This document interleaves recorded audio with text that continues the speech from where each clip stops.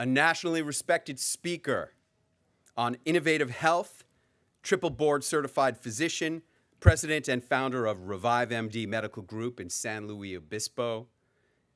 She is the best-selling author of The Fountain of Youth and Eternal Health, Dr. Laleh Shaban.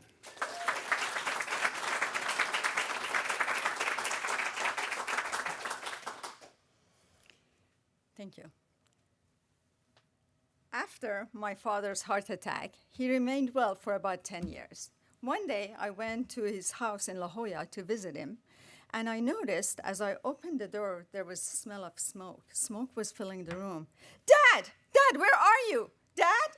I found him in the living room, sitting on his favorite chair, watching television. Next to him was the grill, Weber grill, and flame was coming out of it, and smoke was filling the room.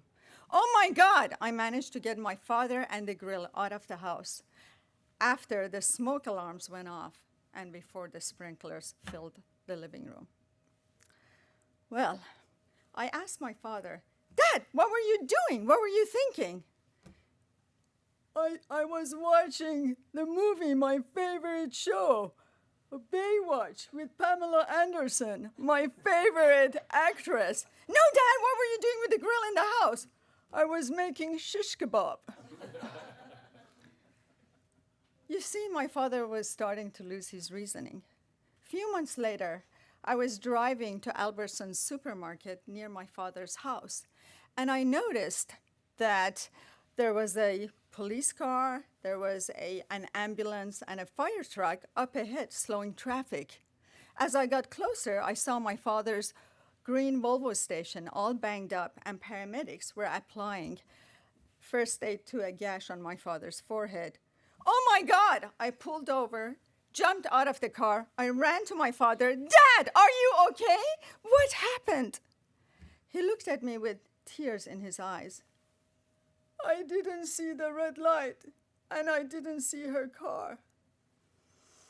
Fortunately, no one was hurt, but the look in my father's eyes broke my heart. I not only saw confusion and the pain of the accident, but I also saw fear of what was coming, losing his independence. Shortly after that incident, my father lost his driver's license. 2 months later, I was driving to his house to visit him. As I got closer, I saw some grocery bags right on the sidewalk, unattended. As I turned the corner, I saw my father sitting on the curb with a grocery bag next to him. I pulled over. Dad, are you okay? What are you doing?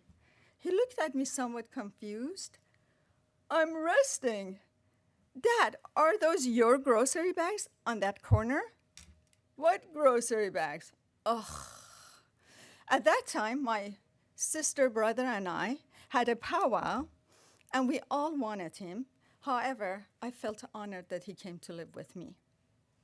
Once he moved in, I noticed his diet and lifestyle had caused his type 2 diabetes and type 3 diabetes, also known as Alzheimer's dementia.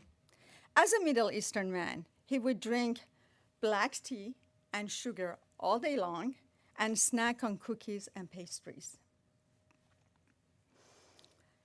As a functional medicine doctor, I know what we eat impacts both our health, physical and mental health. My father was a strong and powerful man, and he was so well respected for his accomplishments in my country. He became diabetic, lost his memory, lost his dignity and his respect. It was so painful for me to watch him decline and forget his family, his friends, all his accomplishments, and his wonderful memories. In conclusion, if you want to live a long and healthy life, you must avoid processed foods and sugars and pay attention to your diet and lifestyle. And let your food be your medicine. Thank you.